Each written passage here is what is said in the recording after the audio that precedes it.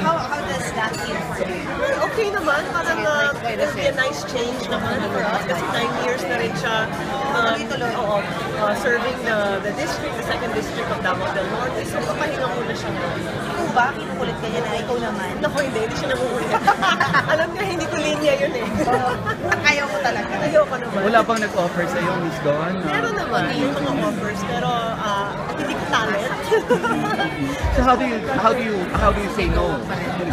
Very kindly, of course, because I understand. Of course, I'm very grateful for the offers that come our way. If they consider me, pero I know naman kasi what my limits are.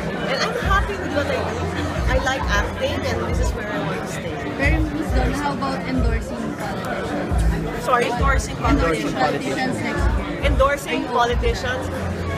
I'll tell you something though. Of the ones that have already announced their presidency, they're all our friends.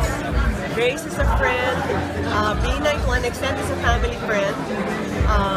Mar is also a family friend. So medyo nahihirapan kami ni Anton. Pag idagdag mo pa si Duterte dyan, mas mahirap kasi. Siyempre, di ba tapaw kami? So, we really have to reserve our yung ano namin, parang we will reserve muna the right to keep quiet.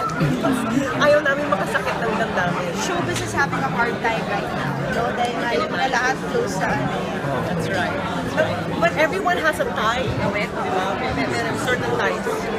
But if ever ba may intindihan yung meron na bang lumalamang sa kanila sa'yo?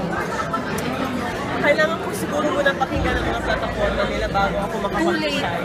Too late. Pero hindi siguro ninyo maaasahan sa akin ang makapag-endorse ng presidential. Because like I said, lahat sila kaibigan namin.